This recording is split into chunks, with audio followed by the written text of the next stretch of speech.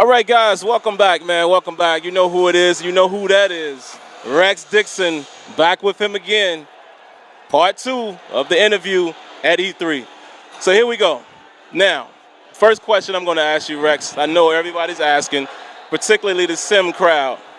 What is Madden 17 going to do to help prevent the same play being ran over and over again? Like everyone's talking about the fullback dive that's watched the Madden challenge. So what kind of news can you give in that regard? All right, so let's talk about a few different things here. The first step in stopping something is to understand like what would happen in real life. How would you stop a fullback dive? So you call an A-gap blitz. Well, you in Madden 16, you're like, well, an A-gap blitz doesn't stop a fullback dive. Why is that? And it's because, the guy wasn't set up to come through a gap. He just had an assignment called jet, which is blitz, which is come right forward and probably run into the back of his DT. So that's the first step. Once you have gaps, then you have people who are responsible for controlling certain parts of the field. So if I call a double A gap blitz, effectively I should stop a fullback dive. That's why gap play is so key and fundamental in delivering the defensive counters in the run game. The new zones is how we take away certain things like drag routes and swing routes being undefendable last year. People said the flats don't defend the flats. Well, now you can call a hard flat and actually take that away. So the way it prevents repeat plays is if you keep running the same thing, your opponent's going to call the concept counter and it's going to work and it's going to force you to adapt and change your offense. So that's what it's all about, effective defensive counters to hopefully stop every offensive concept that's in the game. The other thing I should say is that just recently we put in a few features. Our CPU AI will now concept counter you as the user. So, if you keep running the same play over and over, they will call the counter, they will stop you, they will force you to adapt and change your offense. So that's kind of an overview of all the ways that we stop you from running the same play over and over. Does that work in the same way, like if I'm playing the CPU, does my CPU players do that as well automatically? Well, I mean, of course, the computer's not going to call the same play. But I guess if I'm playing someone else, does my CPU players recognize that and concept kind of works the same way? It's more about what you call the play call phase. So we don't have what you call like player memory or individual AI. Our problem with that feature, and we've tried to build it in the past, is always like if the AI does something that's different from what you called, that's a bad experience for the user. So as much as we want to say like, hey, if he throws the out route 3 times, make the DB jump the out route. But if you're not calling a defense that shades the corner outside, then it's not his job to stop the out route. It's your job to call the right defense to shut that down.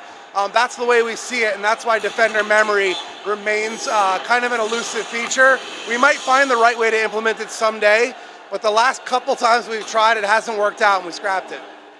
And one thing I want you guys to pay attention to is Rex is saying why things aren't happening. Like, I want you to remember that, because last year he did the same thing, and a lot of you guys kind of skipped over that.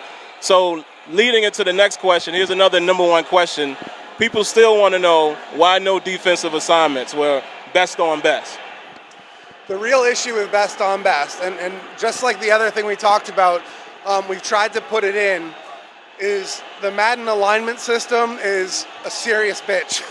And when people are play flipping and motioning, it causes all kinds of issues within the defensive alignment system.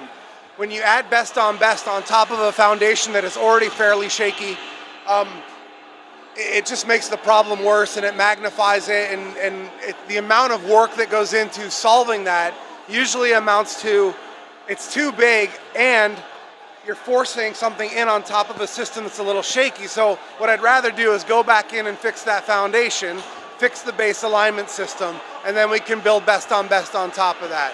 I will say that we know it's in like the top 3 of the community's requests, and we're going to get to that stuff. It's just a matter of having the right plan, the right time, and the right priority.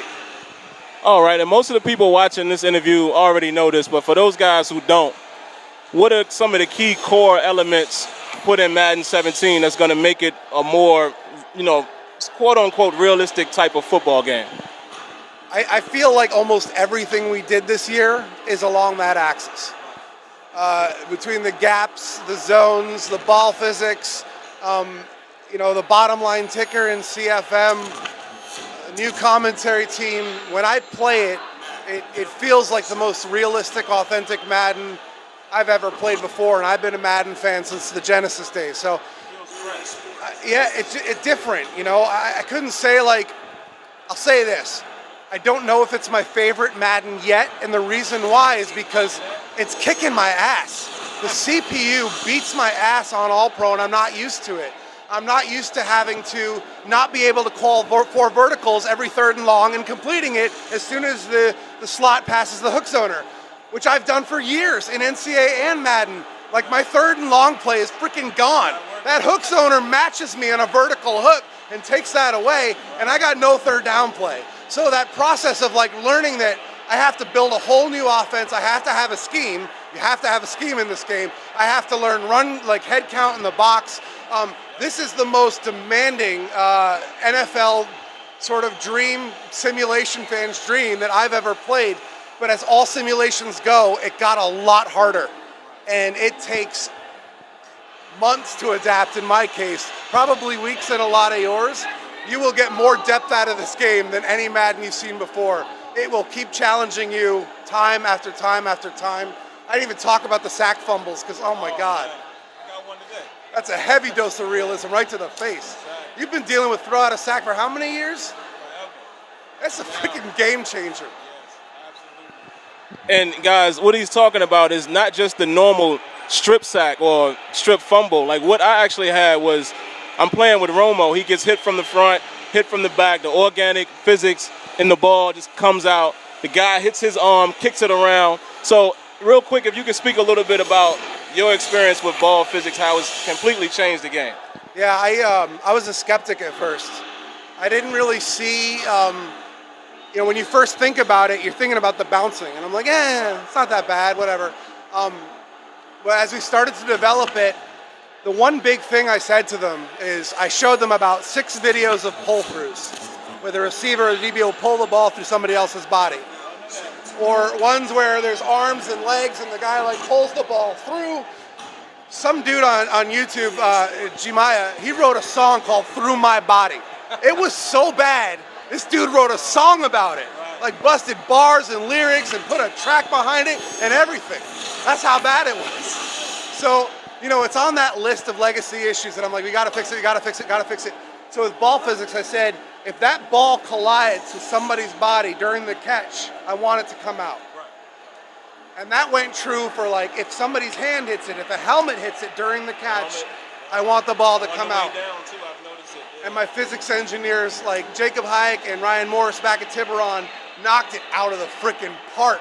That feature is so epic, and like even like with the fumble recoveries and the tips and the pass breakups and what happens with swats. Like, I had a play earlier today where a defensive lineman jumped up, swatted a screen, the ball like flipped up, DB comes in, catches it waist height, takes down the field for 6. Like, it's just a game-changing feature every way you think about it. I will give you this piece of advice, the possession catch this year. Yes. It's critical. Absolutely. Critical in traffic and critical over the middle, which is great because that's what a slot receiver should be like. Well, all right, guys. I got one more question for Rex. You know, I always try to get him to toe that line, so we're going to keep it very politically correct here. Listening to guys like Patrick Soderlund and all those guys, they're basically saying EA's focus is going towards Frostbite.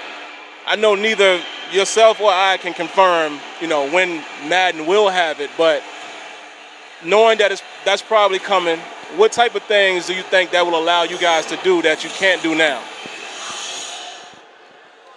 I can't really comment on our engine. I don't think our creative plans are going to change much. We have a 3 to 5 year plan, and that 3 to 5 year plan, we've learned that the more we lock that in stone in advance, the greater our chances are of hitting that mark and succeeding, versus changing our minds and sort of like going in all kinds of crazy directions. So I don't know that any engine change would change anything for us. The creative is what the creative is. We have a staggered implementation, 3 to 5 year plan. If you go over to the FIFA area over there, I think you can see for yourself the advantages that Frostbite brings. So I'll let the community figure that out for themselves and dream about what it might look like, because maybe someday we get there. All right, guys, and before we wrap it up, I'll decipher that. It's basically, and I've proven it by playing FIFA. it didn't lose anything. From what I played today, it doesn't look like it took a hit. You know, people are scared about the Madden 06 era. So basically what Rex is saying is, regardless of if and when they go to Frostbite development, they're locked in on what they want to do, taking the game to the next level, and there you have it. So very last question, I did this last year. Anything that won't make it in Madden 17 that you wanted to get that you're going to go after pretty soon?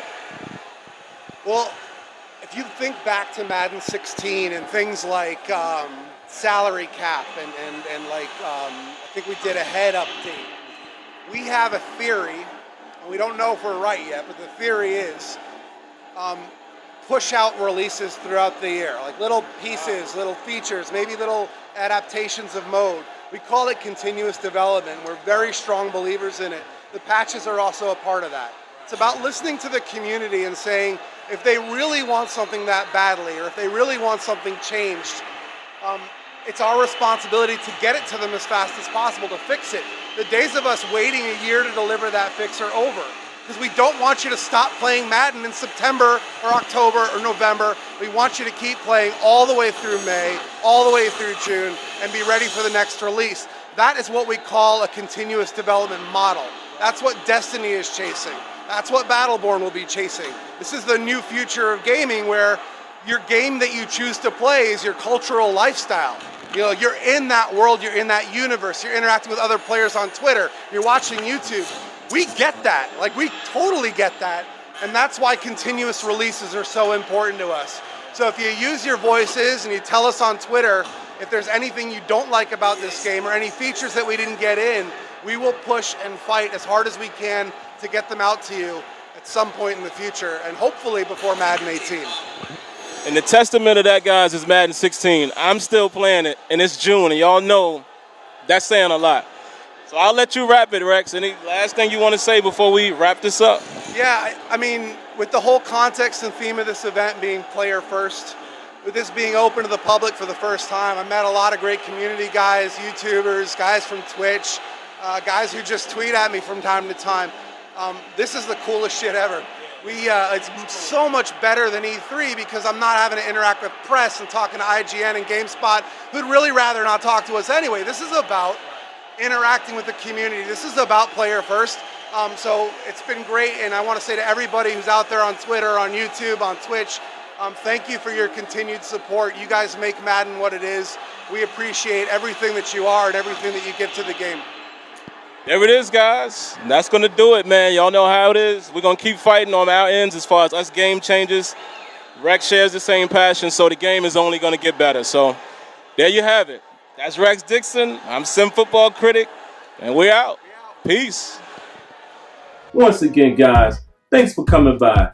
And if you want to interact with me live, head on over to Sim Standard Radio every Thursday night at 8 p.m. Eastern, along with Smitty and Azure Effect. The call-in number for the show is down in the description. Now, of course, for more content, go ahead and click the link above. And before you go, don't forget to rate, comment, and subscribe. All right, guys. Until next time, lights out.